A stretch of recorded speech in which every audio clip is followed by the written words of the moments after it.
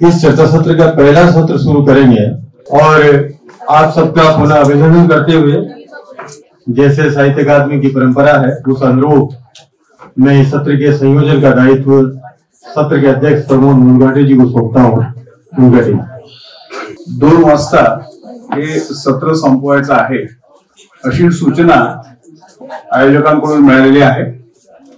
त्यामुळे फार काही कोणाचं संबोधन न करता इथे उपस्थित सर्व मान्यवरांना मी नमस्कार करतो आणि वसंत बापट यांची कविता यावरचं हे जे सत्र आहे त्याला त्वरित प्रारंभ करतो। या सत्रामध्ये सर्वप्रथम मला भावलेली बापटांची कविता या विषयावर किशोर कदम बोलणार नाहीत असं ते म्हणाले। किशोर कदम हे बोलत नसतातच, ते गात असतात हे आपल्याला माहिती आहे। त्याच्यामुळे किशोर कदम नंतर इंद्रजित भालेराव बापटांच्या कवितेतील विविधता या विषयावर बोलणार आहेत आणि निलिमा गुंडी बापटांच्या कवितेतील कलादृष्टी आणि जीवनदृष्टी यावरती बोलणार आहेत। मी किशोर कदम यांना विनंती करतो की त्यांनी इथं येऊन बापटांच्या कविता आम्हाला ऐकवाव्यात। आपलं पहिलं सत्र अर्धा तास लांबलेलं आहे, त्यामुळे मी सर्वांना अशी विनंती करेल की हे 1 तासात आपलं जर सत्र संपलं तर 2 ते पावणे 3 एवढ्या वेळात आपण जेवण घेऊ। हे माझ्यासाठी होतं हे कळलं मला। मी अतिशय कमी कविता वाचणार आहे।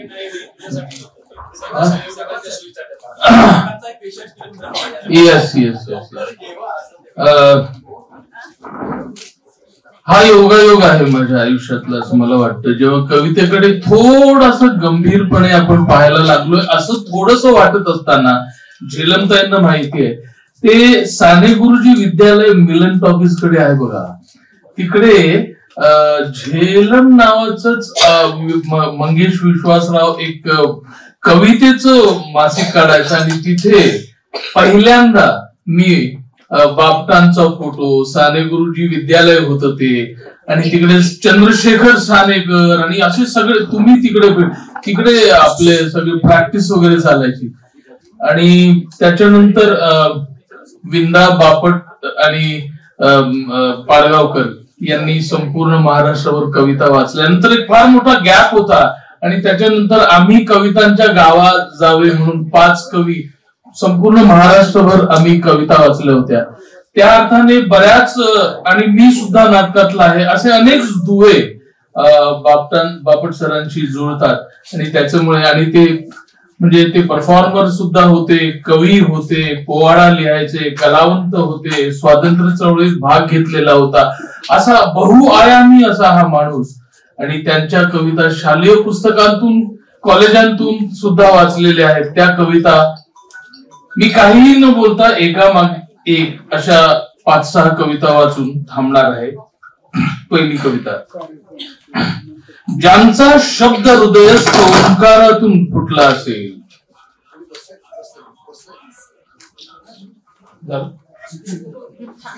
बंद कर।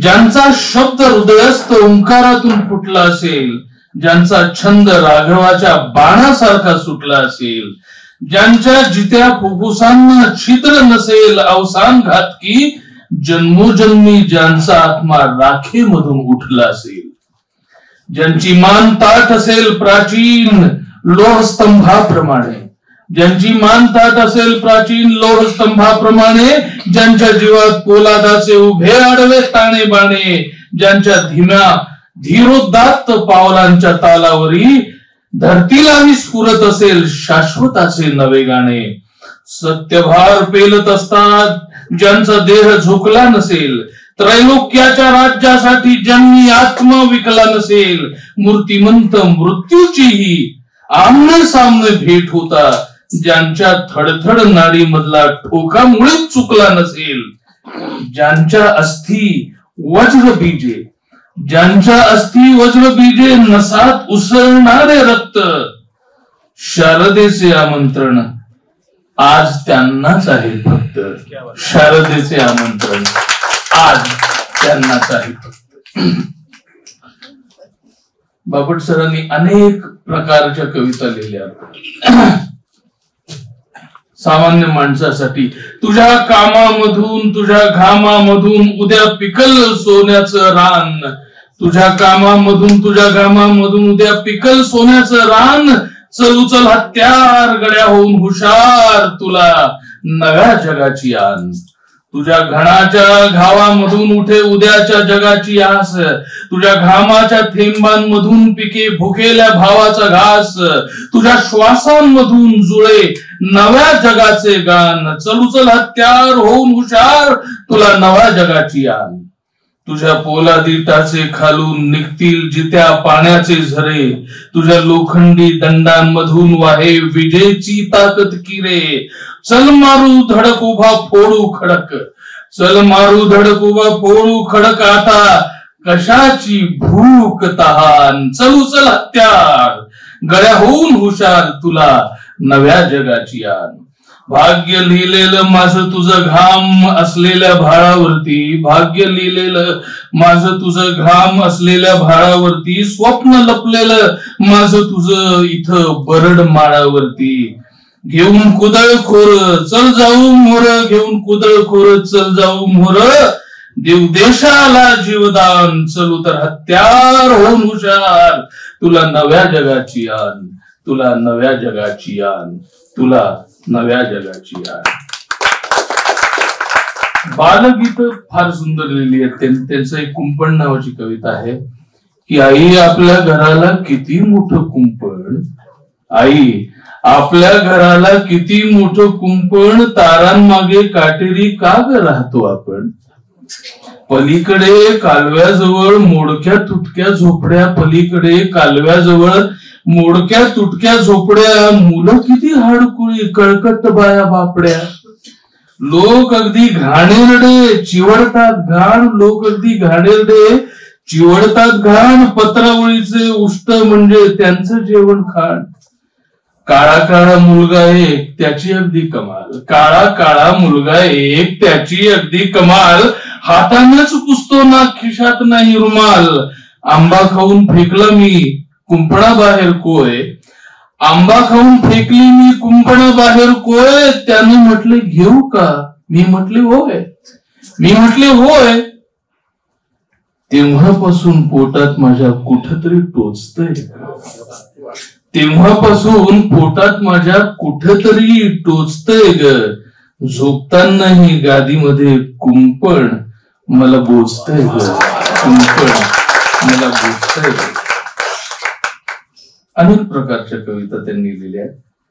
मोरपिसासारखी दोन बोट डोळ्यांसमोर फिरवून ती माझ्या पुढे नाचवीत तू एकदा म्हणालीस,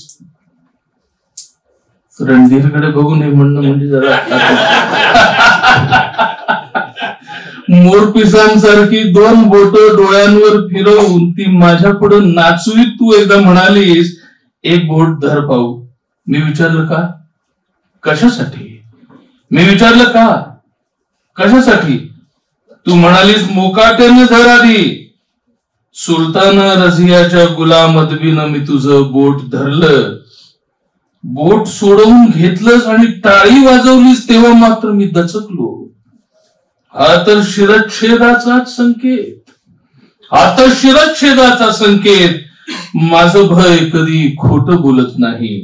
तू म्हणालीस बिचारा तू, न धरलेल्या बोटावरच तुझं नाव लिहिलं होतं, न धरलेल्या बोटावरच तुझं नाव लिहिलं होतं.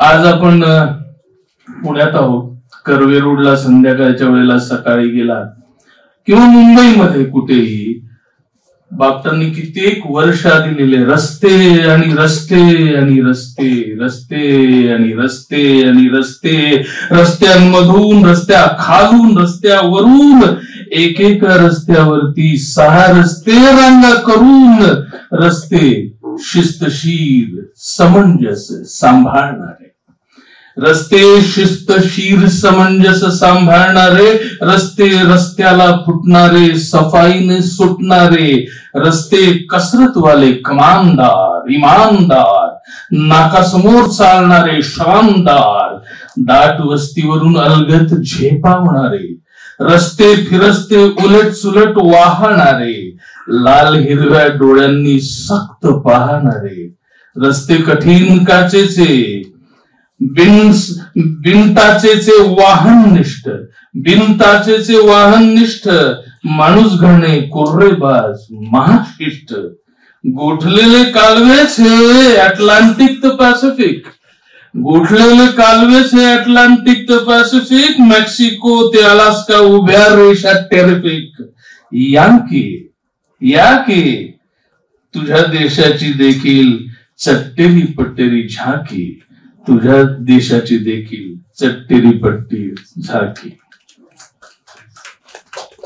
बसा म्हणालीस बसलो, बसा म्हणालीस बसलो, हसलीस म्हणून हसलो, बस इतकंच.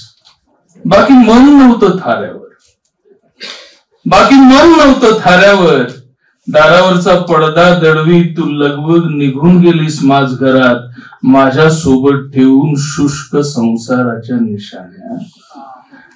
लगबगीने पडदा दडवी तू लगबग निघून गेलीस माझ घरात, माझ्या सोबत ठेवून तुझ्या शुष्क संसाराच्या निशाण्या. या जाळीच्या पडद्याआड कशाला कोरले आहेस हे हृदय उलट उत्तान, या जाळीच्या पडद्याआड कशाला कोरलायस हे हृदय उलट उत्तान.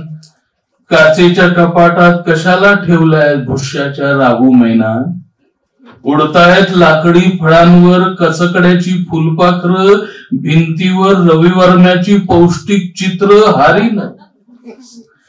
काळ्या मखमालीवर पतीच्या नावाचा रेखीव कशिदा. बरोबर आहे. काळ्या मखमालीवर पतीच्या नावाचा रेखीव कशिदा. बरोबर आहे. काळ्या मखमालीवर पतीच्या नावाचा रेखीव कशिदा. त्यातला एक जरी टाका चुकली असतीस तर मी धन्य झालो असतो. तू विचारलंस काय घेणार, काय पण प्रश्न साधा, काय घेणार, देणार आहेस का ते सारं पूर्वीच.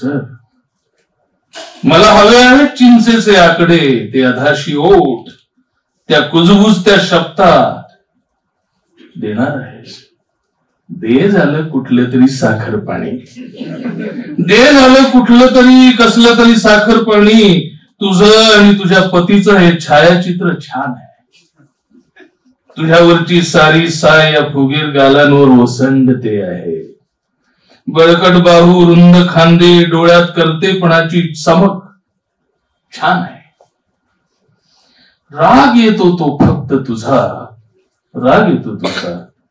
तू चित्रात अशी दिसतेस की जणू कधी काही घडलंच नव्हतं.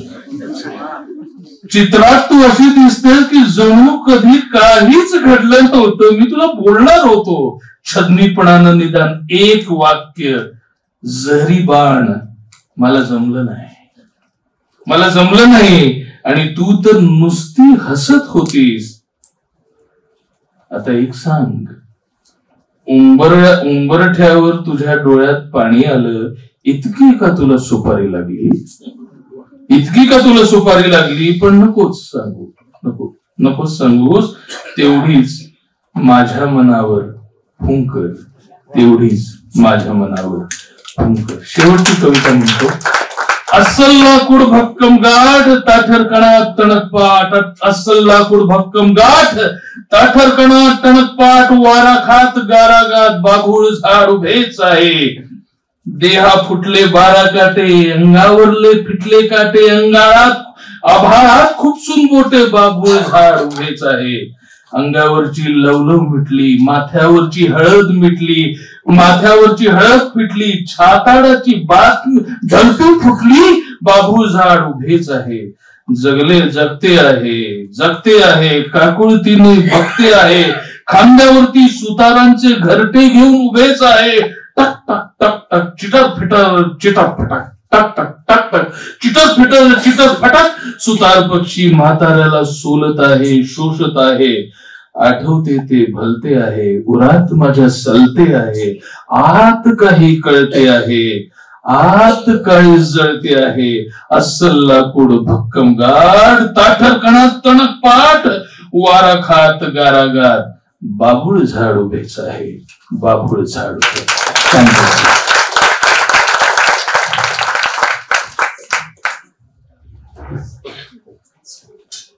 धन्यवाद किशोरजी. सौमित्र कविता सादर करत असताना आपण नुकताच जो लघुपट पाहिला बापटांवरचा, तो मला आठवला. बापट असं म्हणतात की कविता ही लिहायची नसते आणि वाचायची पण नसते, ती उच्चारायची असते आणि ऐकायची असते. आणि मला आजच्या या एकूण चर्चासत्राचं जे आयोजन केलेलं आहे त्यांचं कौतुक वाटतं की बापटांच्या कवितेच्या सत्रासाठी ज्या कवींची निवड केलेली आहे हे दोन्ही कवी बापटांच्याच गोत्रातील आहेत असं मला वाटतं.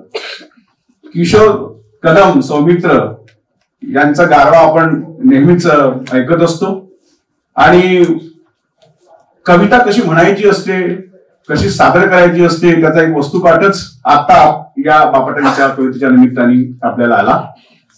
दुसरे कवी या ठिकाणी उपस्थित आहेत इंद्रजित भालेराव. हे दोन्ही कवी मला असं वाटतं म्हणजे उद्घाटनाच्या सत्रामध्ये वसंत बापटांच्या एकूण व्यक्तिमत्वावरती सगळ्यांनीच प्रकाश टाकला. काय प्रेरणा आहेत, काय प्रभाव आहेत. पण मला असं वाटतं की वसंत बापटांच्या दोनच प्रेरणा आहेत, एक म्हणजे संत कवी आणि दुसरी शाहिरी कवी. ह्या दोन्ही ज्या परंपरा आहेत या परंपरांमध्ये जी काही गायनाची शैली आहे ती शैली या दोन्ही कवींनी उचललेली आहे. इंद्रजित भालेराव यांची सुद्धा कविता पुस्तकात मावणारी नाहीये, ती ग्रंथालयात जाऊन कोणी वाचत नाही. ती खेड्यापाड्यातील मुलं इंद्रजित भालेरावांच्या अनेक कविता गात असतात. तर मी या ठिकाणी आता आमंत्रित करतो इंद्रजित भालेराव.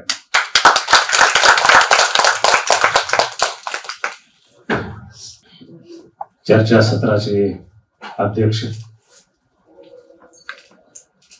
प्रमोद मुनघाटे सर, माझे सहकारी सहभागी किशोर, निलिमाताई आणि आपण सर्व बापटप्रेमी मराठी साहित्य रसिक हो. विनोद शिरसाठांनी फोन केला तेव्हा कुठल्या विषयावर बोलायचं असं मी त्यांना विचारलं. ते म्हणाले तुम्हाला जे वाटेल ते बोला. म्हटलं विषय तर छापावा लागेल. त्यांनीच पत्रिकेत विषय छापला, बापटांच्या कवितेतील विविधता.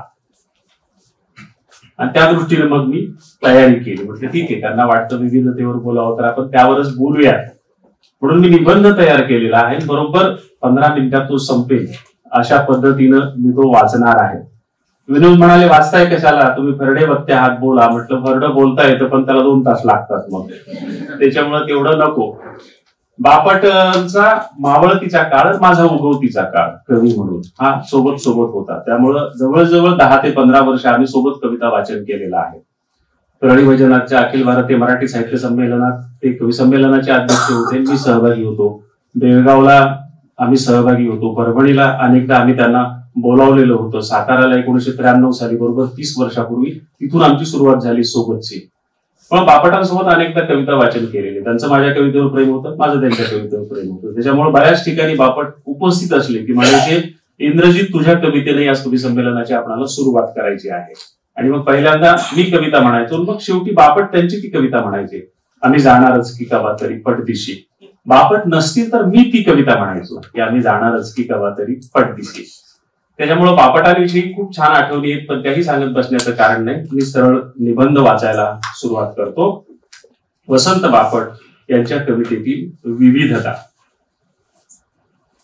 सुचलेल्या आणि सुचविलेल्या विषयावर सारख्याच ताकदीनं लिहिणारा कवी वसंत बापट यांच्या शताब्दी निमित्त त्यांची समग्र कविता समोर ठेवून तिचे वाचन करताना मनात उमटत गेलेल्या त्या कवितेविषयीच्या प्रतिक्रिया म्हणजे माझा हा निबंध आहे. कुठेही समीक्षेचे सिद्धांत किंवा हेतू डोळ्यासमोर ठेवून केलेले हे परीक्षण समीक्षण नव्हे. एक कवी म्हणून, मराठी कवितेचा एक वाचक म्हणून बापटांची कविता पुन्हा एकदा नव्याने वाचताना आज मला काय वाटते त्याच्या त्या सगळ्या नोंदी आहेत. बापटांच्या कविता लेखनाच्या सुरुवातीचा कालखंड असा होता की त्या काळात सामाजिक कविता, प्रेम कविता, वैयक्तिक कविता, निसर्ग कविता असे कठोर कप्पे केले जात नव्हते आणि बापटांनी ते स्वतःपुरते आणखीच सैल करून घेतलेले होते. बापटांचे सहकारी करंदीकर मार्क्सवादी सामाजिक कविता लिहित होते, पाडगावकर रोमॅन्टिक प्रेम कविता लिहित होते. बापट मात्र सर्वत्र संचार करत होते. बापटांच्या अंगी असलेली शाहिरी ही समाजवादी चळवळीचा अपरिहार्य भाग होता. चळवळीत काम करणाऱ्या कवीला असं लेखन करावंच लागतं. सुर्वे यांनाही काही गीत लिहावीच लागलेली होती. बापटांच्या सर्वच लेखनात एक चकचकीतपणा दिसतो जो त्यांच्या राहण्यात, वागण्यात आणि बोलण्यातही होता. करंदीकर, पाडगावकर, बापट यांच्या काव्य सादरीकरणाची शैली पाहिली तर तिघांमध्ये केवळ बापट यांची शैली मला जास्त स्वाभाविक वाटते. करंदीकर आणि पाडगावकर कवितेचे कितीही अस्सल असले तरी सादरीकरणात ते बापटांइतके स्वाभाविक वाटत नाहीत, थोडे कृत्रिमही वाटतात. बापट अजिबातच शारीरिक हालचाल न करता वाचिक अभिनयातून सादरीकरण प्रभावी करतात. करंदीकर, पाडगावकर इथं कमी पडतात, म्हणून त्यांना शारीरिक अभिनय करावा लागतो. पाडगावकर तर इथं फारच कृत्रिम वाटतात. त्यांचं कविता लेखन आणि सादरीकरण मला नेहमीच दुय्यम दर्जाचं वाटत आलेलं आहे. या दोघांपेक्षा कवी बापट म्हणून मला जास्त सर्वांगानं प्रामाणिक वाटतात. आपण कवितेला प्रेमफुलांनी सजवू इच्छित होतो, पण कवितेने आपल्याकडे अग्निशिखा, विद्युल्लता, उल्का आणि शमंतक मनाची मागणी केली असं बापट यांनी माझी कविता या कवितेत म्हटलेलं आहे. बिजली 1952 साली प्रकाशित झालेली आहे. म्हणजे कुसुमाग्रजांच्या क्रांती गीतांची परंपरा बापटांना पुढे न्यायची होती. आता स्वातंत्र्यासाठी गाणी गायची, क्रांती करायची गरज उरलेली नव्हती. आता सामाजिक क्रांतीची गरज होती. म्हणून बापटांची बिजली कडाडत आली. तिला अवतातून, हातोड्यातून, जात्यातून, पात्यातून, दात्यातून, भात्यातून, कामातून, घामातून, अश्रूतून, अग्नीतून ठिणग्या पेरायच्या होत्या. विजेच्या वेशात मराठी गगनात बिजली नाचवून जोशात वादळ करायचं होतं. बापटांची बिजली या कविता संग्रहातील सदैव सैनिका ही कविता म्हणजे कुसुमाग्रजांच्या गरजा जय जयकार क्रांतीचा या कवितेचा स्वातंत्र्योत्तर पुढील भागच आहे. स्वातंत्र्य, कुठे स्वातंत्र्य ही अशीच एक ज्वलत जहाल कविता. समाजातल्या विविध थरात स्वातंत्र्य कसे पोहोचले नाही त्याचे दर्शन घडवणारी, दांभिकांना चराचरा चिरणारी अशी ही कविता. मी शेतकरी कवी असल्यामुळे असेल कदाचित यातला शेतकरी विषयक तुकडा मला आजही जसाच्या तसा लागू होतो असे वाटते. बापटांनी शेतकरी किती निरखून पाहिला होता ते इथे दिसते. या दुःखी दुर्बळ बळीराजाला देखा, हा बळीराजा छे राजबळी हा लेखा. ही बैल अवत जिमीन गोठा घरट, ही गहाणपत्री सोबत एकामेका. भरघोष येऊ दे पीक पडो दुष्काळ, भाळावर याच्या सतत चिंता रेखा. सरकार सावकारांनो आपुले भाग घ्या आधी, उरले मुखात त्याच्या फेका. स्वातंत्र्य, कुठे स्वातंत्र्य, कुणा स्वातंत्र्य, हे गुलामगिरीचे दर्शन होत नसे का. हा शेतकरी विषयक तुकडा आज जशाला तसा लागू पडतो. शेतकऱ्यांचे प्रश्न जे जे आहेत, जसे जसे आहेत जशाला तसा लागू पडतो. पुढे शेतकऱ्यांच्या वतीने हाच प्रश्न शेतकरी चळवळीचा कार्यकर्ता कादंबरीकार शेषराव मोहिते यांनी विचारला. आमचा 15 ऑगस्ट कवा आहे. मला वाटतं बापटांच्या आणि शेषराव मोहिते यांचा सूर एकच आहे. आपण दलित माणसालाही समजून घ्यायला उशीर केला अशी प्रामाणिक कबुली देखील बापट झाला थोडा उशीर या कवितेत देतात. पाडगावकरांनी खूप उशिरा लिहिलेल्या बोलगाण्यांची सुरुवात बापटांनी दख्खनची राणी या कवितेत खूप आधीच करून दिलेली आहे. बिजली या पहिल्या कविता संग्रहामधील बापटांच्या निसर्ग कविता आणि प्रेम कविता आता तेवढ्या आवाहक वाटत नाहीत, ताज्या वाटत नाहीत. पण त्यांच्या सामाजिक कविता मात्र अजूनही शिळ्या झालेल्या नाहीत. त्यात बापटांचे शब्द सामर्थ्य आणि पृथ्वीसोबतच आपण कोणत्याही सामाजिक समस्या न सोडवता त्यांचा गुंता अधिक वाढवत नेलेला आहे. या गोष्टीचा वाटाही जास्त महत्वाचा आहे. बापटांच्या कविता प्रतिमेतून न बोलता त्या तपशिलातून जास्त बोलतात, त्यामुळे पसरट होत जातात. म्हणून बापटांच्या बऱ्याच कविता 4-5 पानांपर्यंत लांबतात. पण अर्थातच त्या शब्द सामर्थ्यामुळे आपली वाचनीयता मात्र उणी होऊ देत नाही. बाबुळझाळ ही म्हटलं तर निसर्ग कविता, पण बापटांच्या काळातल्या कवींनी बाबुळ कधीच निसर्गाचा भाग म्हणून कवितेत आणलेली नव्हती. ती बापटांनी आणली आणि म्हटलं तर निसर्गातल्या सुंदर कोळीकी ऐवजी अस्सल लाकूड भक्कम गाठ, ताठरकणा ठणक पाठ, असलेला निबर निसर्गही प्रथमच कवितेत बापटाने आणला. आमचं बालपण बाभूळवनातच गेलेलं असल्यामुळं मला ही कविता खूप खूप आवडते. किंबहुना हीच मला खरी निसर्ग कविता वाटते. केवळ माझा सह्यकडा म्हणजे खऱ्या अर्थानं जय महाराष्ट्रच आहे. पण बापटांचं महाराष्ट्र प्रेम आणि शिवसेनेचं महाराष्ट्र प्रेम यात फरकही आहे. तो फरक या कवितेच्या शेवटच्या 4 ओळीत पाहायला मिळतो. विशालद्वारे माझ्या घरची खुशाल ही राहोत खुली, मज गरीबाची कांबळ वाकळ सगळ्यांसाठी अंथरली. बापटांचं महाराष्ट्र प्रेम सगळ्यांसाठी दारं उघडी ठेवणार असलं तरी ते भाबडं नव्हतं. कारण ते म्हणतात, मात्र भाबड्या हृदयात तेवत आहे ही ज्योत, ती विझवाया पहाल कोणी मुक्त करुणी झंझावात, कोटी कोटी छात्यांचा येथे कोट उभारून निमिषात. बाळासाहेबांना शिवसेनेची कल्पना ही कविता वाचून सुचली की काय याचा शोध घ्यायला हवा. कारण ही कविता 1957 सालीच प्रकाशित झालेल्या त्यांच्या सेतू या संग्रहातील आहे. बापट ही कविता सादर करताना ऐकणं हा एक रोमांचकारी अनुभव असायचा. सेतू या काव्यसंग्रहातील महाराष्ट्राला कवटाळणारे बापट पुढच्याच संग्रहामध्ये अख्खा देश कवीत घेऊ पाहत आहेत. ही कविता वाचताना बापटांना हा देश, समाज, संस्कृती, निसर्गासह कसा आतून समजून घेतलेला होता हे आपणाला कळते. बापट भटके होतेच, पण ते नुसते भटकत नव्हते, तर सर्वांग संवेदनांचे डोळे करून हा देश कसा पाहत होते हेही कविता वाचताना आपणाला जाणवत राहते. सकीना 1972 साली आलेला या कविता संग्रहापासून त्यांची प्रेम कविता बदललेली दिसते. तिच्यात वर्णनात्मकतेपेक्षा प्रतिकात्मकता आणि सूक्ष्मता आलेली दिसते. आणि मानसी 1977 साली प्रकाशित झाला. या मालिका कवितेत बापट आणखीच खोलात गेलेले दिसतात. अशा वेळी त्यांच्या कवितेतलं शाहिरी वळण कमी झालेलं दिसतं. त्याचंही एक कारण असावं, कारण याच काळात त्यांनी शृंगारिकतेसाठी स्वतंत्रपणे लावण्या लिहायला सुरुवात केलेली होती. त्यामुळे त्यांच्यातला शाहिराला लावण्यांमध्ये स्वतंत्र वाट मिळत गेल्यामुळे त्यांच्यातला कवी जास्त सूक्ष्म होत गेला असावा असं मला वाटतं. याची देखील धाव होती काही नव्या श्रेयासाठी, मात्र त्याची वाट नव्हती कपाळीची खोल आठी. समाधी या कवितेतील या 4 ओळी बापटांनी स्वतःची कवी प्रकृती सांगितलेली आहे. काही श्रेयस्कर करायचंच आहे, पण ते कपाळाला आठी पाडून नव्हे, जे करायचं ते रंगात येऊन असा हा कवी होता. त्याला समूह आवडायचा, त्याला उत्सव आवडायचा. आपण छंदी फंदी नादी नाना गुणी आहोत असे तो स्वतः म्हणायचा. पण सामाजिक कामासाठी हा किती गंभीर बैठक मारू शकायचा त्याची खात्री प्रधान मास्तर देऊन गेलेले आहेत. करंदीकर म्हणतात, हा माणूस 9 भूमिकामध्ये वावरत होता, तरी अजून अमुक करायचं राहीलच असंही तो म्हणत होता. मला वाटतं हे फक्त टागोरांच्या मध्ये होतं. टागोरांच्या रक्ताचा सगळं काही करू पाहू इच्छिणारा मराठी बापटांशिवाय अन्य कुणी कवी नव्हता. करंदीकर बापट यांना शाहीर म्हणतात, पण अद्वितीय म्हणतात. त्यांचे शब्द असे आहेत, वसंत बापट मराठी वाङ्मयाच्या क्षेत्रात ओळखले जातात ते मुख्यतः कवी म्हणून. त्या क्षेत्रातील त्यांच्या कार्याचे एका वाक्यात वर्णन करावयाचे झाल्यास मी असे म्हणेन की वसंत बापट हा शाहिरी काव्य व अर्वाचीन काव्य यांना जोडणारा एक प्रतिभा संपन्न दुवा होता. बापटांची ती जागा घेईल असा दुसरा कोणीही कवी सध्या तरी मराठीत नाही. बापट गेले आणि तो दुवा गळून पडला.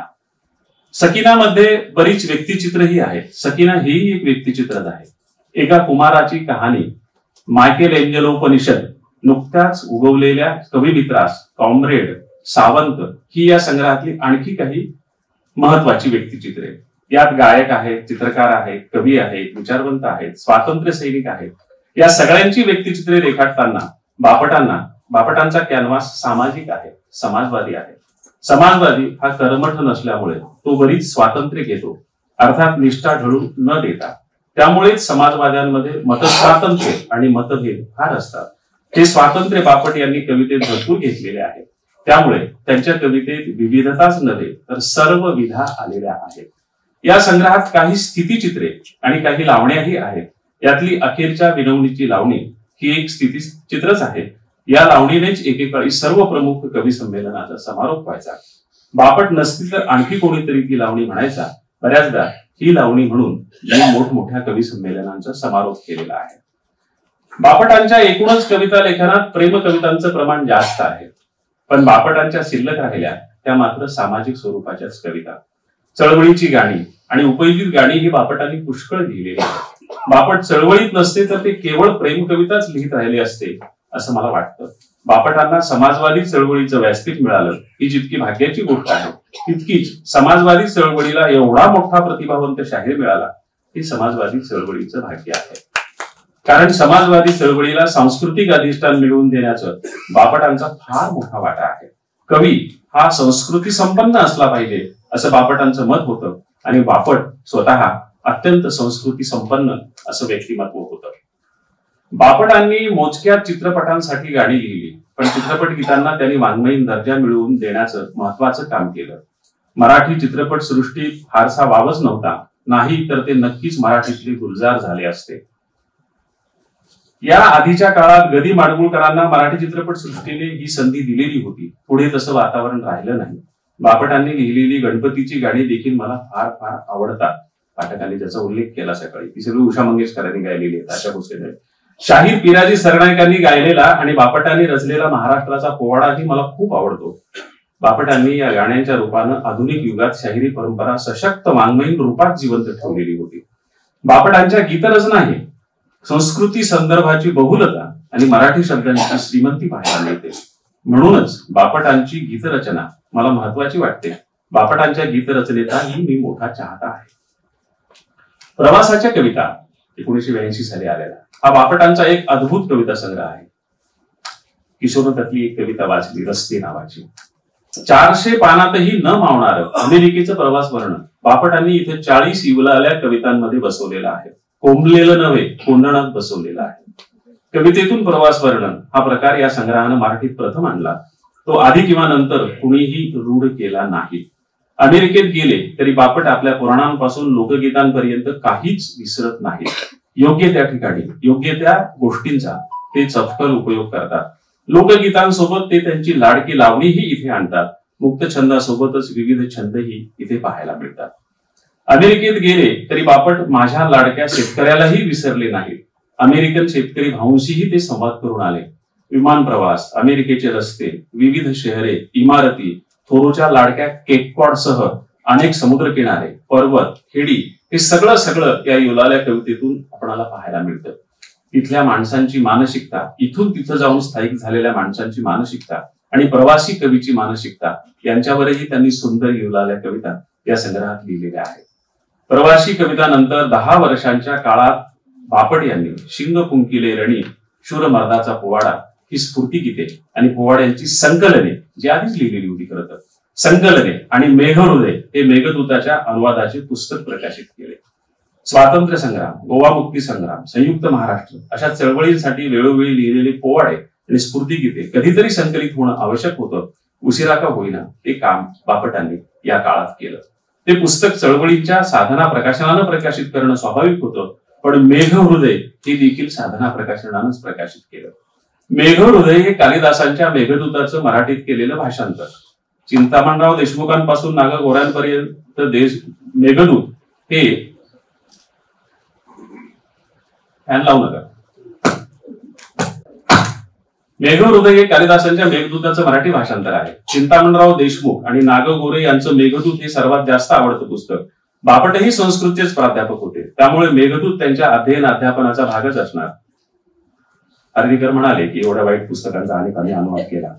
बापटांचं जळगाव आकाशवाणीवरील मेघदूताविषयीचं भाषण ऐकलं की हे आपल्या लक्षात येतं. प्रत्येकानं आवर्जून ऐकावं असं हे बापटांचं भाषण आहे.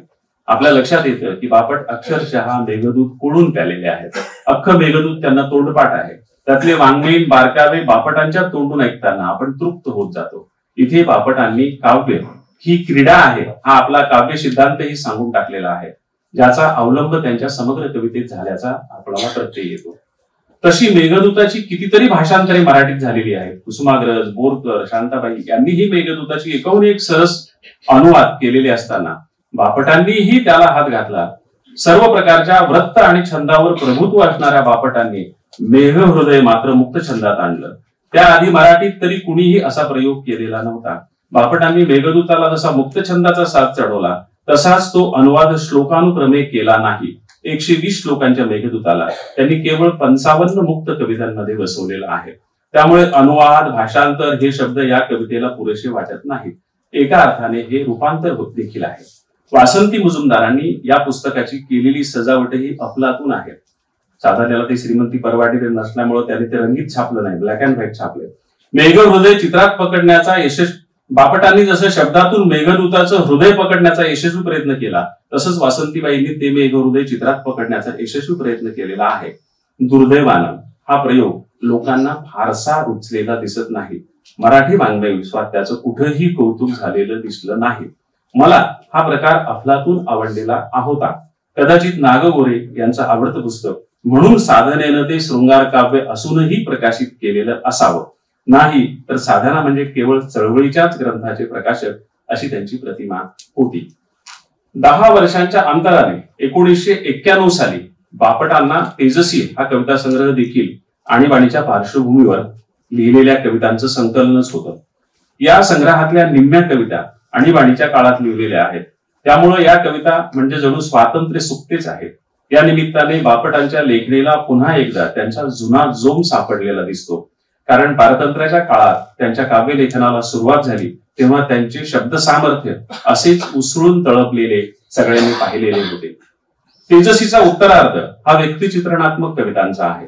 या आधीही त्यांनी कवितांमधून अशी व्यक्तिचित्र लिहिलेल्याचा उल्लेख मी वर केलेलाच आहे. इथं स्वातंत्र्यासाठी झटलेल्या व्यक्तींना उद्देशून बापटांनी लिहिलेल्या कविता आहेत. म्हणजे तेजसीच्या पूर्वार्धाला पूरक असाच हा व्यक्तिचित्रणात्मक कवितांचा भाग आहे. यात टिळक, गांधींपासून जयप्रकाश एस.एम. जोशींपर्यंत सर्वच आहे. पहिल्या आणि दुसऱ्या स्वातंत्र्यासाठी लढलेल्या सर्व योद्ध्यांना बापटांनी केलेला हा काव्य मुजरा आहे. यात बालगंधर्व आहेत, कुमार गंधर्व आहेत, कुसुमाग्रज आहेत, सलीम अली आहेत, अब्राहम लिंकन आहेत, हरिंद्रनाथ हे कलावंत सहोदर देखील बापटाने घेतलेले आहेत. तेजसी सोबतच 1991 लाच प्रकाशित झालेला राजसी हा कविता संग्रह बापटांनी स्वतः 3 विभागात विभागलेला आहे. याआधी बापटांनी नवे एकूणच कुणी विभागणी केली नव्हती त्यांच्या सुरुवातीच्या काळात, पण इथून विभागणी करायला सुरुवात झालेली आहे. बापटांनी कविता लिहायला सुरुवात केली तेव्हा विषयाचं नसलेलं विशेषीकरण आता मराठी वाङ्मय व्यवहारात सुरू झालेलं होतं आणि बापटांनी ते मान्य केलेलं होतं. त्यामुळे या संग्रहात त्यांनी वैयक्तिक प्रेमासंबंधी असलेल्या कविता, निसर्गविषयक कविता आणि स्फुट कविता असे 3 भाग केलेले दिसतात. आज 32 वर्षानंतर या संग्रहातल्या कविता वाचताना यातला संवत्सर हा निसर्गविषयक कवितांचा समूह अजूनही मला खूप खूप आवाहक वाटला. जणू अम्लान निसर्गावरच्या कायम अम्लान राहणाऱ्या या कविता आहेत. या काही अनुभवातून स्फुरलेल्या कविता नाहीयेत. निरखून, पारखून, ठरवून लिहिलेल्याच या कविता असाव्यात. वर्षभराचं 6 ऋतूंचं, 12 महिन्यांचं आणि 32 नक्षत्रांचं हे सृष्टीचक्र बापटांनी 27 नक्षत्रांचं 32 कवितांमध्ये सजवलेलं आहे. म्हणून बापटांनी याला संवत्सर असं नाव दिलेलं आहे. मराठीत हा प्रकार सर्वस्वी नवा आहे. एकेका निसर्ग दृश्यावर एक एक कविता लिहिणारे खूप कवी मराठीमध्ये होते, पण वर्षभराचं अख्खं सृष्टीचक्र असं कवितांमधून सजवणारा आणि मराठीत अन्यतरी दुसरा कोणी नाही. हा संग्रह तसा मौजेनं काढलेला, त्यामुळे निर्मिती उत्तमच आहे, पण मराठी प्रकाशकांना हौस करणे परवडत नाही. या संग्रहातल्या संवत्सर या 32 कवितांचा विभाग स्वतंत्र काढून कुणीतरी त्याला कलात्मक चित्रांच्या सजावटीची जोड देऊन स्वतंत्र पंचतारांकित कॉफी टेबल बुक सारखा प्रकाशित केला तरच या कवितांना न्याय मिळाला असे वाटेल. मला वाटतं बापटांना संवत्सराची ही कल्पना मेघदूतांचं मेघहृदय मराठीत आणताना सुचलेली असावी. रात्री चर्चा करताना विनोद शिरसाट म्हणाले की कदाचित दुर्गाबाईंचं ते ऋतुचक्र वाचलं असेल. ऋतुचक्रापेक्षा हे फारच चांगलं आणि पुढचं पुस्तक आहे. ऋतुचक्र वाचून त्या कविता सुचलेल्या नाहीये. मला वाटतं बापटांना संवत्सराची ही कल्पना मेघदूताचं मेघहृदय मराठीत आणताना सुचलेली असावी. त्यासाठी त्यांनी प्रत्येक ऋतू निरखला असावा. या सर्व ऋतू नक्षत्रातले सृष्टीचे विभ्रम इतक्या नाजूकपणे बापट पकडतात की प्रत्येक विभ्रम रूपरसगंधासह आपल्या अनुभवाला येतो. यातल्या काही कविता वाचताना बालकवी बोरकरांची आठवण होते. याच काळात महानोरही निसर्ग कविता लिहित होते, पण महानोर यांच्या कवितेला निसर्ग हा रानगंधाचा स्पर्श असलेला निसर्ग होता. बापटांच्याही या कवितांना रानगंध आहेच. तो त्यांनी कुठे अनुभवला माहित नाही, पण फार नेमकेपणानं त्यांनी तो पकडलेला आहे. त्यासाठी त्यांनी भाषा मात्र संस्कृत प्रचूर वापरलेली आहे. महानोर संस्कृत प्रचूर शब्द वापरतच असत, पण काही राणगंधाचे शब्दही ते अधूनमधून पेरत, त्याच्यामुळे ती कविता गावरान वाटत असेल. एवढाच किंचित फरक बापट आणि महानोरांच्या या निसर्ग कवितांच्या शब्दकळेमध्ये आहे. बापटांचा हा शेवटचा संवत्सर मला खूप खूप प्रसन्न करून गेला. रशिया या बापटांच्या लावण्यांचा संग्रह 1993 साली मोज प्रकाशनानेच प्रकाशित केला. बापटांनी आधीच्या काही संग्रहामधून लावण्या लिहिलेल्या होत्याच. त्यांच्यातल्या शाहीर अक्षरशः पेशवाईच्या उत्तर काळाला जागा करण्याचा कमाल या रशियामधील लावण्यामधून करतो. पण बापटांच्या लावण्यांना नवयुगाचाही स्पर्श आहे. साखर कारखाने, पोहण्याचे तलाव, वाहनावरून भरधाव धावणारी स्त्री असे पुष्कळ नवे तपशील बापटांच्या या लावण्यांमधून येतात. बापट यातल्या काही लावण्या जाहीर कार्यक्रमातून सादरही करायचे, त्यांना दादही मिळायची. या लावण्या लिहिताना नवा तरुण रसिक वर्ग बापटांनी कदाचित डोळ्यासमोर ठेवलेला असावा. पण तोपर्यंत दलित, ग्रामीण, आदिवासी, स्त्रीवादी चळवळींना वाङ्मय विश्व व्यापून टाकलेलं होतं. त्या पार्श्वभूमीवर बापटांच्या या लावण्यांकडे कौतुकाऐवजी लोक खेटाळणीच्या नजरेनं पाहू लागले. 1983 ते 92 या 10 वर्षाच्या काळात बापट यांनी चंगामंगा, अबडक तबडक, आम्ही, गरगर गिरकी, फिरकी, फुलराणीच्या कविता असे 6 बालकविता संग्रह प्रकाशित झालेले आहेत. बापट आपल्या या कवितांना बालगीत न म्हणता बालकविता हा शब्द जाणीवपूर्वक वापरतात. त्यांच्या मते गीतासाठी सूर आवश्यक असतो आणि बालकांना अजून सूर सापडलेला नसतो, म्हणून त्यांना लय आणि ताल मात्र सापडलेले असतात. लय आणि तालातल्या कविता म्हणताना मुलं रमून जातात. त्यामुळेच आपण लयतालयुक्त बालकविता लिहिण्याचा प्रयत्न केला असं बापट यांनी आपल्या एका भूमिकेत म्हटलेलं आहे.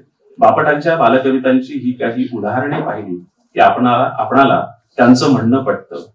एक कविता आहे डल्ला नावाची.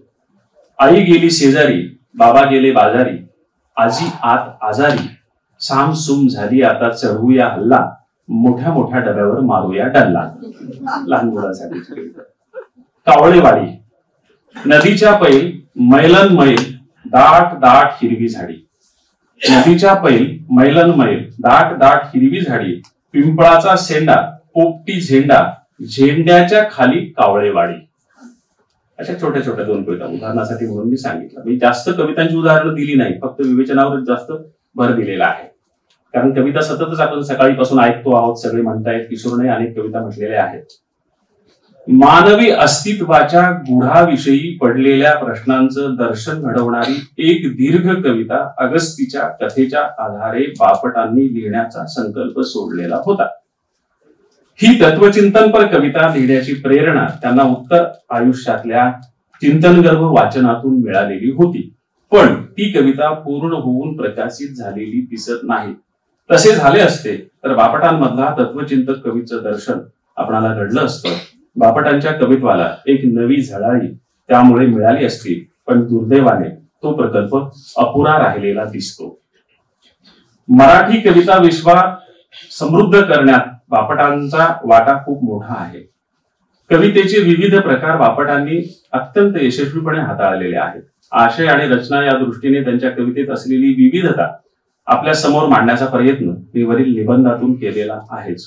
कविता लोकांपर्यंत पोहोचवण्याची वाचिक अभिनयाची कला ही बापटांची मराठी कवितेला आणि कवितेच्या एकूण सादरीकरणाला सगळ्यात मोठी देण आहे. बाहेरच्या आणि आतल्या हाका ऐकत बापटांनी कवितेतून त्यांना दिलेले प्रतिसाद हे अत्यंत प्रामाणिक होते. कुणाला वाटतं कवीने बाहेरचेच आवाज ऐकावेत, कुणाला वाटतं कवीने आतलेच आवाज ऐकावेत, पण कोणताही प्रामाणिक कवी बाहेरच्या आणि आतल्या हाकांना सारखाच प्रतिसाद देत असतो. बापट आयुष्यभर तेच करत आले. त्यांची कविता शताब्दीपर्यंत येऊन पोहोचलेली आहेच. आणखी पुढे काही दिवस ती नक्कीच लोकांच्या स्मरणात राहील आणि मराठी वाङ्मयाच्या इतिहासात तर तिचे स्थान महत्वाचेच असणार आहे. अशा या कवितेचं पुनर्वाचन शताब्दीच्या निमित्तानं करण्याची संधी साहित्य अकादमी आणि साप्ताहिक साधनाने मला दिली, त्याबद्दल या दोनही संस्थांचे आभार मानतो आणि थांबतो. धन्यवाद.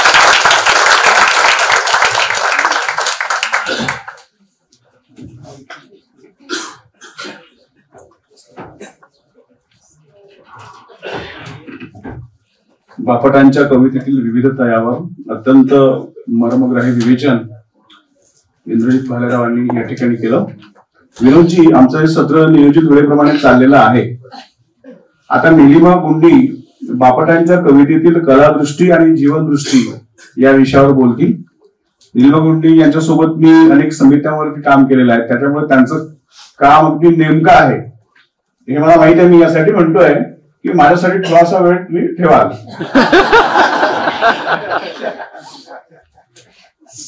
नमस्कार. साहित्य अकादमी आणि साधना ट्रस्ट तर्फे चर्चासत्रात मला सहभागी करून घेतल्याबद्दल मी आधीच संयोजकांचे आभार मानते. मी वसंत बापटांची विद्या कॉलेजमधली विद्यार्थिनी आहे याचा मला उल्लेख करावासा वाटतो. मी माझ्या विषयाकडे वळते. वसंत बापटांच्या कवितेतील कलादृष्टी आणि जीवनदृष्टी. मी काही ठिकाणी पुनरावृत्ती टाळते आहे, म्हणजे जरी मोठा असा निबंध तरी कमी करते आता वाचता. वसंत बापट यांच्या व्यक्तिमत्वाला अनेक पैलू होते, मात्र त्यांच्यासाठी स्वतःचं कवी असणं हे सर्वार्थाने महत्वाचं होतं. त्यांची काव्यक्षेत्रातली कारकीर्द प्रदीर्घ आणि प्रभावी अर्धशतकाची अशी होती. काळाच्या अंतरावरून त्यांचं काव्यकर्तृत्व जाणून घेण्यासाठी त्यांची कलादृष्टी आणि जीवनदृष्टी यांचा अन्वय लावण्याचा माझा प्रयत्न आहे. त्यांचं काव्यक्षेत्रातलं पदार्पण बिजली 1952 या संग्रहाने झालं. मी यादी वाचत नाही आता. आणि शेवटचा संग्रह आहे अनामिकाचे अभंग व इतर कविता 2008 ला त्यांच्यानंतर म्हणजे प्रकाशित झालाय मौजेतर्फे. बापटांच्या कविता अभ्यासताना त्यांच्या व्यक्तिमत्वाचे काही पैलू लक्षात ठेवावे लागतात, तेही मी आता सांगत नाही. आणि शेवटी अशा एका समाजाभिमुख कविता हा काव्य प्रवास आहे एवढं लक्षात ठेवायचं. वसंत बापटांची कलादृष्टी. बापटांच्या काव्य प्रवासात वेगवेगळ्या टप्प्यांवर वेगवेगळ्या प्रेरणा कार्यरत झालेल्या दिसतात. मात्र त्यांच्या कलावंत व्यक्तिमत्वाची ओळख मुख्यतः रोमॅन्टिक सौंदर्यवादी या स्वरूपात घडते. सेतूच्या प्रस्तावनेत त्यांनी परम आनंद हेच काव्याचं प्रयोजन आहे असं म्हटलंय. त्यांना आनंद हे प्रयोग अर्थातच निव्वळ भौतिक पातळीवरचा आनंद असं म्हणायचं नाही. त्यांच्यावर प्राचीन काव्यशास्त्राचे संस्कार होते. पाश्चात्य समीक्षा विचार त्यांनी आत्मसात केलेला होता. त्यामुळे त्यांना अभिप्रेत असलेला आनंद म्हणजे जाणीवांच्या विकसनाचा आनंद आहे. कलेमध्ये संस्पर्शता असते अशी त्यांची धारणा होती. म्हणूनच त्यांनी कलापथकाद्वारे अनेक कार्यक्रम केले. स्वतःच्या काव्य सादरीकरणाचे कार्यक्रम केले. समूह मनाची मूस बदलण्यासाठी, त्यात नवीन संकल्पना रुजवण्यासाठी कलेतनं मिळणारा मनोविकासाचा आनंद प्रेरणादायी ठरतो. कलेतल्या इंद्रिय संवेदनांच्या अनुभवामुळे रसिकाचं मन उमलायला मदत होते. त्यामुळे एक प्रकारे नवजाणीवांची रुजवात वीज पावसासारखी सहज हळुवारपणे होत असावी ही त्यांची दृष्टी होती. सौंदर्यवादामध्ये कलावंताला त्याच्या स्वतंत्र स्फुरणाला अनन्यसाधारण महत्व असतं. प्रसंगी धर्मसत्ता राजसत्ता यांनाही न जुमानण्याची ताकद या स्फुरणात असते. त्याचबरोबर नाविन्याची ओढ असते. गीत नव्हे गाईन मी हे बापटांच्या कवितेचं ध्रुवपदच होतं. बापटांची कलादृष्टी ही ठराविक काव्य प्रकारांमध्ये अडकून राहणारी नव्हती. त्यांनी अभंग, भावगीत, स्फूर्तिगीत, शाहिरी काव्य, दीर्घकाव्य अशा सामाजिक जाणीवेच्या कविता असे अनेक प्रकार उपयोजिले आहेत. वास्तविक सुरुवातीला बिजलीमुळे सामाजिक जाणीवेचे कवी अशी ओळख झाल्यावर लावण्या आणि अष्टविनायक गीते लिहिणं हे एक प्रकारे कलात्मक धाडस होतं. आत्मनिष्ठ कवीच हे धाडस करूच असतो. बापटांच्या प्रेमकवितांबाबतही एक लक्षात घ्यायला हवं की त्यांच्या पिढीत प्रेमाला एक प्रकारचा मूल्य भाव होता. प्रेम ही भावना व्यक्तीला स्वतः पलीकडे नेणारी आणि स्वतःतली निष्ठा आणि संघर्षशीलता यांचा कस पाहायला लावणारी भावना असं वलय प्रेमाभोवती होतं. या संदर्भात धर्मशास्त्राची समाजाची मान्यता नसलेल्या प्रेमाची स्पंदनं टिपणारी त्यांची मानसी आठवत राहते. केवळ सौंदर्य केवळ आनंद अशी भूमिका जेव्हा बापट स्वीकारताना दिसतात तेव्हाही सौंदर्य हे सत्य शिव सौंदर्य या जीवन मूल्यांपैकी एक आहे हे विसरून चालत नाही. सौंदर्य हे काही अंशी नैतिक स्वरूपाचं मूल्य आहे. ते केवळ बाह्य सौंदर्याशी निगडीत नाही. सत्य आणि शिव यांच्यातील सत्वाशी ते निगडीत असतं. बापट म्हणत असत, विषमता ही कुरूप आहे. समाजात समता नांदेल तेव्हा समाज सुंदर होईल. असा सुंदर समाज मला आनंद देईल म्हणून मी सामाजिक जाणीवेच्या कविता लिहितो. म्हणजे इथेही त्यांचा आत्मप्रत्यय महत्वाचा असतो. बापट सत्य शिव सौंदर्याचे उपासक होतेच. त्यांची ध्येयप्रवण वृत्ती त्यांच्या चळवळींमधल्या सहभागांमधनं जशी कळते तशीच त्यांच्या महामानवांवरच्या कवितांमधनंही कळते. प्रकाश पूजनाची प्रेरणा ही सत्य आणि शिवाशी निगडीत आहे आणि त्यांच्या आविष्कारातच सौंदर्य सामावलेलं असतं. तुला नव्या जगाची आण यात हेच आहे. बापट सुमारे अर्धशतक सामाजिक वास्तवाचे डोळस साक्षीदार होते. 1992-93 मध्ये साधनामधून त्यांनी अनामिकाचे अभंग जे लिहिले होते त्यात त्यांनी हर्षद मेहता, भूखंड प्रकरण अशा समकालीन घटनांवर उपरोधिक भाष्य केलेली आहे. असा समाज वास्तवाचं भान बाळगतानाही त्यांनी स्वतःतला रोमॅन्टिक पिंडधर्म असलेली जी स्वप्न दृष्टी आहे ती जपली होती. खरं तर स्वातंत्र्य प्राप्ती, नव समाज निर्मिती ही त्यांच्या पिढीने पाहिलेली स्वप्नच होती. त्यातून त्यांच्या जगण्याला गती आणि दिशा मिळालेली होती. स्वातंत्र्याचा आनंद त्यांनी व्यक्त केला, तसंच झेलमचे अश्रूही टिकले. पुढे स्वातंत्र्योत्तर कालखंडातलं वास्तव अस्वस्थ करू लागलं तेव्हा त्या स्वप्नभंगाची वेदना आणि तगमगही त्यांनी व्यक्त केली. तरीही स्वप्नांचा जर फुटला चष्मा गरीब होऊ सारे हीच त्यांची मनोधारणा राहिली. त्यामुळे स्वप्नांच्या माध्यमातून ते जनमानसात आशावाद रुजवू शकले. त्यांची स्वप्नदृष्टी सुद्धा जीवन सन्मुखच होती. रवींद्रनाथांचा प्रभाव. बापटांच्या कलादृष्टीवर आणि जीवनदृष्टीवरही रवींद्रनाथांचा असलेला प्रभाव हा पैलू आजवर अलक्षित राहिलेला आहे. वास्तविक मुंबई विद्यापीठाच्या तौलनिक साहित्यशास्त्र विभागाचे टागोर अध्यासनाचे प्रमुख व्हायचा मान त्याला सर्वप्रथम मिळाला. यामध्ये हाच अनुबंध आहे. ते बंगाली शिकले होते. ते साने गुरुजींच्या धडपडणाऱ्या मुलांपैकी एक होते. साने गुरुजींनी रवींद्रनाथांचं चरित्र लिहिलं आहे. साने गुरुजींची आंतरभारतीची कल्पना ही रवींद्रनाथांच्या विश्वभारतीच्या धर्तीवर होती. बापटांकडे रवींद्रनाथांचा प्रभाव साने गुरुजींच्या माध्यमातून संक्रमित झाला असावा. रवींद्रनाथांनी शांतिनिकेतन मध्ये रूढ कर्मकांड टाळून निसर्ग चक्राच्या लयीशी नातं राखत ऋतूंचे उत्सव सुरू केले होते. त्याने तिथे वृक्षारोपण आणि हलकर्षण उत्सव सुरू केले होते. बाल बकुल तरुची मिरवणूक शंख फुंकत गाणी गात समारंभपूर्वक काढली होती. त्या काळी पांढरपेशे लोक शेती हा व्यवसाय हलक्या दर्जाचा समजत. त्यामुळे नांगरणी हलकर्षण म्हणजे उत्सवाच्या माध्यमातून सुशिक्षित आणि अशिक्षित यांनी एकत्र यावं ही रवींद्रनाथांची भूमिका होती. म्हणजे कलेच्या माध्यमातून सामाजिक अभिसरण घडवण्याची ही प्रेरणा होती आणि ही प्रेरणा आपल्याला बापटांच्या काव्यातही आढळते. आपल्याकडे बाबा आमटे यांच्या आनंदवनात पु ल देशपांडे यांच्या उपस्थितीत बालतरुची पालखी काढली गेली होती. त्या उपक्रमासाठी बापटांनी रवींद्रनाथांची 2 गीतं अनुवादित केली होती आणि पंचमहाभूतांची आळवणी करणारी 5 गीतं स्वतः लिहिली होती. बालतरुची पालखी या त्यांच्या कवितेत ही सगळी गीतं एकत्रित आहेत. चिंग फुंकिले रेणीमध्ये. बापटांची सेतूमधली ऋतुराजानो ही दीर्घ कविता सुद्धा रवींद्रनाथांची जी निसर्गविषयक दृष्टी आहे तिची आठवण करून देणारी आहे. बापटांनी राष्ट्र सेवा दलासाठी नृत्य गीत, श्रमगीत अशी वेगवेगळी गीतं लिहिली. तसंच लावण्या, पोवाडे, गवळण, गोंधळ असे लोकगीतांमध्ये रचनाबंधही स्वीकारले. यामागे सुद्धा अभिजन बहुजन यांना एकत्र आणण्याचा सामाजिक अभिसरणाचा हेतू होता. बापटांच्या कवितेतल्या ईश्वरविषयक संकल्पनेवर सुद्धा रवींद्रनाथांचा प्रभाव जाणवतो. रवींद्रनाथ रोमॅन्टिक मिस्टिक होते. त्यांना निसर्गातील चैतन्य तत्वात ईश्वरी साक्षात्कार होत असे. त्यांची जी ईश्वर संकल्पना होती ती रूढीबद्ध बंदिस्त नव्हती. बापटांच्याही काही कविता अशाच निसर्ग तत्वात ईश्वरी अनुभूती घेणाऱ्या आहेत. उदाहरणार्थ गगन सदन तेजोमय, देव माझा निळा निळा, आरती श्रावण फुलांची वगैरे. बहुसांस्कृतिक वारशाचे दर्शन. आंतरभारतीमध्ये अपेक्षित असलेलं बहुसांस्कृतिक वारशाविषयीचं ज्ञान आणि भान बापटांच्या काव्यात जाणवतं. त्यांच्या देशप्रेमाच्या कवितांमध्येही हा धागा आहेच. बापटांनी परंपरा आंधळेपणाने स्वीकारली नाही, तशीच ती पूर्णपणे नाकारलीही नाही. यामागे हेच भान कार्यरत असावं. पोथ्या सुद्धा चाळाव्या जाळाव्याही कधी कधी अशी परंपरेविषयीची एक चिकित्सक आस्था त्यांना होती. त्यांचा व्यासंग आणि प्रवास यामुळे त्यांच्या व्यक्तिमत्वाला बहुसांस्कृतिकतेचं अस्तर लाभलेलं होतं. त्यामुळे त्यांच्या कवितांमधली प्रतिमा सृष्टी बहुपेढी आहे.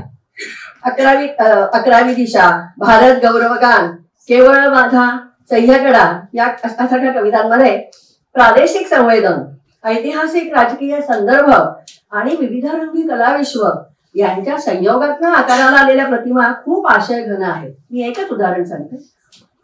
छटी लागे छमछम मध्ये त्यांनी पहिल्या कडव्यात शेवटी लिहिलेली ओळ आहे, ओनामासेधम. हा जैन मंत्र आहे.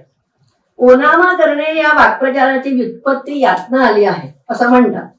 शिक्षणाचा ओनामा करणाऱ्या शाळेतल्या वातावरणाचं चित्रण असलेल्या बालगीतात बापट जेव्हा नादपूर्ण रीतीने ती ओळ आणतात आणि त्यामध्ये तो योग्य वापर करतात तेव्हा त्याच्या कलात्मकतेला आणि संदर्भ संपन्नतेला दाद द्यावीशी वाटते.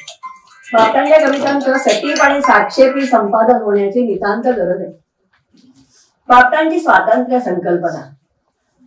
आधुनिक मराठी काव्यात स्वातंत्र्य, समता आणि बंधुता या मूल्यांचा उद्घोष केशवसुतांपासून आपल्याला ऐकू येतो. बापटांच्या कवितांमध्येही या मूल्यांचे संदर्भ आहे. त्यांची स्वातंत्र्य संकल्पना दुपेडी आहे. त्यांच्या सौंदर्यवादी पिंडानुसार व्यक्तीचं आंतरिक स्वातंत्र्य हे त्यांना महत्वाचं वाटतं.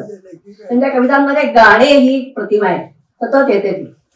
गद्याची परंपरागत बंधनं झुगारणारं लयबद्ध गाणं म्हणजे कवीसाठी व्यक्तीच्या अंतरात्म्यातून स्फुरणारं मुक्ततेचं गाणं आहे, मुक्ततेची ओढ आहे. शेवटला उंच सूर मुक्तीला वाहिन मी, इतकी ती जबरदस्त आहे. स्वातंत्र्य या सामाजिक राजकीय मूल्याकडे बापटांनी वेगवेगळ्या कोनातून पाहिले. पारतंत्र्य काळातली स्वातंत्र्याची आकांक्षा त्यांच्या कवितांमधला प्राणस्वर आहे. त्यामुळेच परकीय आक्रमणाच्या वेळीही त्यांनी प्रभावी समरगीते लिहिली. ती आजही लोकप्रिय आहे. 1962च्या चीनी आक्रमणाच्या वेळी बापटांचे उत्तुंग आमुची उत्तर सीमा इंच इंच लढवू हे गीत बॅरिस्टर नाथ पै यांनी लोकसभेच्या भाषणात गौरवाने उद्धृत केलं होतं आणि जनमानसातला हा निर्धार पंडित नेहरूंपर्यंत पोहोचवला होता. ते लोकांचे कवी होते, लक्षात घ्या. स्वातंत्र्य हे मूल्य समप्रतिष्ठा, समता, बंधुता, न्याय याबरोबरच अर्थपूर्ण ठरतं याची जाणीव त्यांच्या अनेक कवितांमधून होते. मुक्त आम्ही फक्त मानू बंधुतेच्या बंधनात असं ते म्हणतात. कारण निरंकुश स्वातंत्र्यातून व्यक्तिमनाची बेटा तयार होतील हा धोका ते ओळखतात. स्वातंत्र्योत्तर काळात आर्थिक सामाजिक विषमता पाहून स्वातंत्र्य कुठे स्वातंत्र्य हा प्रश्न त्यांना अस्वस्थ करतो. अभिव्यक्ती स्वातंत्र्याचा प्रश्न ऐरणीवर आणणाऱ्या आणीबाणीच्या काळात बापटांनी काही कविता लिहिल्या आहेत. झिरपलेली किरण हा त्यातला आणीबाणीतल्या कवितांचा संग्रह आहे. अरुण लिमये संपादक. या पुस्तकात बापटांच्या 4 कविता आहेत. पुस्तकाच्या प्रस्तावनेत दुर्गा भागवतांनी म्हटलंय या संग्रहातली सर्वात आवडलेली कविता कोणती तर बापटांचं माझे विद्यापीठ ही कविता. बापटांच्या तेजसी या संग्रहातही आणीबाणीतल्या अनेक कविता आहेत. त्यातल्या नुसती नावं सांगते. एक आमंत्रण वाचली मगाशी. दी न्यू ग्रेट इंडियन सर्कस कशासाठी मध्ये ते लिहितात. पुन्हा स्वातंत्र्य कल्पना बघा. बेडी तुटली कबूल आहे, संपले नाहीत लुळे सलाम. म्हणजे स्वातंत्र्य या संकल्पनेत बापटांच्या आत्मभान, स्वाभिमान याला महत्व आहे. बापटांच्या या कविता तेजसी मधल्या 1991 मध्ये संग्रह रूपाने समोर आल्या की त्या आणीबाणीतल्या त्यात खूप मोठा भाग आहे. त्यामुळे त्या समकालीन अक्षावर वाचल्या गेल्या नाहीत म्हणजे याची मला खंत वाटते. बापटांच्या प्रवासाच्या कविता 1982चा संग्रह आहे. तो खरं म्हणजे आज 1990 नंतरच्या जागतिकीकरणाच्या संदर्भात वाचायला हव्या. कारण त्यात बाजारपेठीय व्यवस्था ती सांस्कृतिक मूल्यांवर कशी आक्रमण करते ते त्यात त्यांनी फार चांगलं सुचवलंय. एकच उदाहरण देते. अजब देश गजब तरा, व्यक्तीवरती सक्ती नाही, सहस्त्र शीर्षा पुरुषा तुझी गणवेशातून मुक्ती नाही. म्हणजे चंगळवादामुळे मिळालेलं जे निवडीचं स्वातंत्र्य असंख्य पर्याय आहेत हे आभासी स्वातंत्र्य आहे. कारण जाहिरातींच्या मार्याने आपलं विचार स्वातंत्र्य हिरावून घेतलेलं आहे. हे बापटांनी त्यातनं उपरोधाने सुचवलंय. निर्मिती प्रक्रिया आणि भाषा. जातीवंत सौंदर्यवादी कलावंत हा निर्मिती प्रक्रियेविषयी चिंतन करत असतो. बापटांच्या अनेक कविता अशा आहेत की त्यात काव्य निर्मिती, संगीत, शिल्प या कलांची निर्मिती, या इतकंच काय नव समाज निर्मिती आणि नव विश्व निर्मिती सुद्धा आदी रहस्य त्याच्या विषयीच्या कविता. त्यांची पगला घोडा, एका कुमाराची कहाणी, मायकल अँजेलोपनिषद, गीत नवे गाईन मी, त्या कविता आठवतात. आदी रहस्य ह्या कवितेत त्यांनी भावी विश्वमालेविषयीच्या कल्पना ज्या दिसतात त्या इतक्या पल्लेदार कल्पना आहेत त्या की आपण स्थिमित होतो. त्यांनी म्हटलंय की स्वयंचलित विश्वमाला, नवनिर्मित अमित अंबर, कदाचित हे उद्याचं वास्तव असू शकेल. पण याही कवितेत ते प्रश्न काय विचारतात भावी पिढ्यांना, सारे चंद्र तुमचे असो, चांदण्यात फिरणार ना, म्हणजे स्वप्नदृष्टी काय आहे. शेवटचा मुद्दा भाषा. भाषा हा तर काव्यनिर्मितीचा केंद्रीय घटक असतो. बापटांच्या कवितांमध्ये भाषेतल्या अर्थप्रकटीकरणाच्या सुप्त क्षमता योजल्या गेल्या आहेत. तसंच भाषेच्या विभ्रमाच्या नादानुसंधानाच्या नाना तऱ्हा प्रकट झाल्यात. जय अमुची प्राकृत वाणी, जय सप्तशतीतील गाणी, इतकी परंपरा प्राचीन त्यांच्या मनात जागी आहे, हे लक्षात घ्या. कारण नाही तर हे शब्द आत्ता आपल्याला अभिजात भाषेच्या मुळे कळले, पण जय अमुची प्राकृत वाणी हे तिथून त्यांच्या मनातली मराठी आहे. आज बाजारपेठेमुळे भाषा ही संमोहनाचा अस्त्र बनण्याचा धोका आहे. तंत्रज्ञानामुळे म्हणजे AI मुळे भाषेच्या निस्वत्वीकरणाचा धोका आहे. अशा वेळी आपल्या प्रदीर्घ काव्य परंपरेचं अर्करूप दर्शन घडवणारी बापटाची कविता विशेष महत्वाची ठरते. खरं तर सामाजिक भाषा विज्ञान किंवा शैली विज्ञानाच्या दृष्टिकोनातून बापटांच्या भाषेचा अभ्यास होण्याची गरज आहे. कदाचित यातून आपल्याला भाषेच्या नव्या सुप्त सामर्थ्याच्या वाटा सापडतील. नाहीतरी बापटांनी कवीविषयी म्हटलंच आहे, तुझी गोष्ट वेगळी आहे, कवी आहेस. तुझी गोष्ट वेगळी आहे, कवी आहेस. अंधारावर ओळखू येतील तुझे चरण, अंधारावर ओळखू येतील तुझे चरण. हे शब्द त्यांनाही लागू पडतात. धन्यवाद.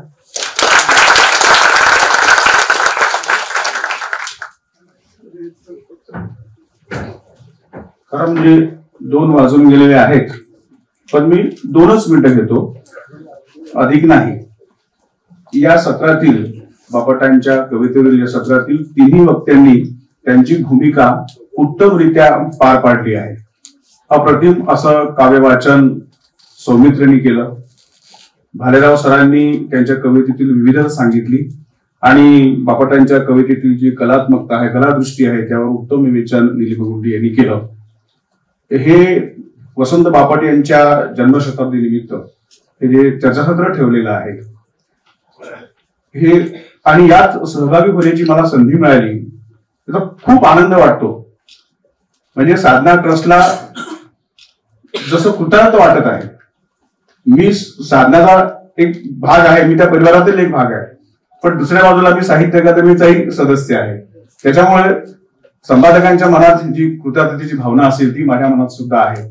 आणि अतिशय उत्तम असं उद्घाटन सत्रानंतर हे सत्र पार पडलेलं आहे. खरं म्हणजे आमची पिढी जी आहे, ज्या काव्य संस्कारावरती जोपासलेली आहे, ती बापट, पाडगावकर, करंदीकरांच्या नंतरची आहे. म्हणजे आमच्यावर प्रभाव तसा सुर्वे आणि नंतरच्या दलित कवितेचा.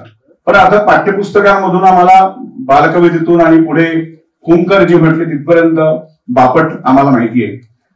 माझा स्वतःचा जर अनुभव सांगायचा झाल्यास 1979 साली चंद्रपूरला साहित्य संमेलन झालं होतं. त्याला वामन चोरगडे अध्यक्ष होते आणि रात्री कवी संमेलन झालं. कवी संमेलनाचे अध्यक्ष कवी अनिल होते आणि त्याचं संचालन राम शिवाळकरांनी केलं होतं. आणि त्याचे तिन्ही कवी होते, बापट, पाडगावकर, करंदीकर. मी 11वीत होतो, मला फार आठवत नाही, पण यांच्या कविता मी वाचलेल्या, यांच्या स्वाक्षऱ्या सुद्धा मी त्यावेळी एक विद्यार्थी मुलगा म्हणून घेतलेल्या होत्या. तर बापटांचं एकूण व्यक्तिमत्व, कवितेतील विविधता, कविदृष्टी याच्यावर भरपूर चर्चा झालेली आहे. मी एक शेवटचाच मुद्दा असं या ठिकाणी मांडू इच्छितो की आज बापट जर असते तर त्यांनी काय लिहिलं असतं कवी म्हणून. या प्रश्नाचं बरंचसं उत्तर आजच्या उद्घाटन सत्राचे उद्घाटक भारत सासने यांनी दिलं आहे. साधनेने त्यांच्या ताज्या अंकामध्ये 99 सालच्या त्यांच्या अध्यक्ष भाषण छापलेलं आहे आणि त्यात ते आलेलं आहे.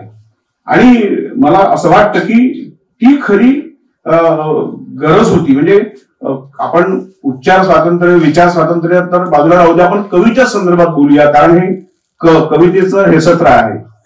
त्यांनी असं लिहिलेलं आहे की कवीने आपली लेखणी हुकुमशाहीकडे गहाण टाकता कामा नये, हीच माझी भूमिका होती. आणि आता निलिमाताईंनी द ग्रेट इंडियन सर्कस वगैरे कवितांचा उल्लेख केलेला आहे. त्याच्यामुळे ही जी खोटी लोकशाही जर असेल, इंदिरा गांधींनी आणलेली लोकशाही आणीबाणी, त्या काळात बापटांनी घेतलेली भूमिका आणि आज आणीबाणी सदृश्य अशी जी परिस्थिती आहे, अशा वर्तमान काळात जगत असताना बापटांनी आज कोणती भूमिका घेतली असती, कोणती कविता लिहिली असती, एवढं जरी आज इथं उपस्थित जे विद्यार्थी आहेत त्यांनी समजून घेतली, तरी मला असं वाटतं की साधना आणि साहित्य अकादमी यांनी हे जे चर्चासत्र घेतलेलं आहे त्याची निश्चितच फलश्रुती उत्तम राहील. खरं म्हणजे मला आणखी पुष्कळ बोलायचं होतं. आजच्या कवितेसंबंधी खूप छान बापटांनी लिहिलेलं आहे की अलीकडची कविता कशी भुसा भरलेली आहे वगैरे वगैरे. पण आता वेळ नाही आहे, त्याच्यामुळे इच्छा असूनही पुढे कधीतरी साधना आम्हाला संधी देईलच, त्या बोलूया. आणि या ठिकाणी हे सत्र संपलं असं मी जाहीर करतो. धन्यवाद. दोनच छोटी निवेदना करतो. इंद्रजित भालेराव सरांनी मगाशी जो उल्लेख केला की मेघहृदय हे पुस्तक 25-30 वर्षापूर्वी साधनाकडून पहिली आवृत्ती आली. आतली चित्र रंगीत नव्हती, ब्लॅक अँड व्हाईट होती. चित्र अतिशय उत्तम आहे, मुखपृष्ठ मात्र रंगीत होतं आणि त्यावेळी ते साधनेला परवडलेलं नव्हतं. आता साधनेला परवडतं. दुसरी आवृत्ती येईल ती पूर्णतः रंगीत चित्रांसह. आणि यालाच जोडून या संवत्सर या विभागाचा उल्लेख त्यांनी केला एकूणच निसर्ग कवितेच्या संदर्भात, तर तीही चित्र आपण चंद्रमोहन कुलकर्णी सारखा जो बापटांच्या बरोबर राहिलेला आहे त्याच्याकडून करू. आणि या दोन्ही पुस्तकांचं प्रकाशन इथेच या सभागृहात करू. त्यासाठी आता प्रमोद मुनघाटे सर म्हणतायत तसं त्यांनाही बोलवू. दुसरं 2:10 झाली. आपल्या नियोजित वेळेपेक्षा सगळी सत्र थोडी थोडी लांबल्यामुळे 40 मिनिटं आपण लेट आहोत. सर्वांना विनंती अशी आहे की 50 मिनिटांमध्ये आपण सर्वांनी जेवण करू, इथे जॉईन होऊ. शार्प 3 वाजता आपण पुढचं सत्र सुरू करू. वसंत बापट यांचं गद्यलेखन. थँक्यू.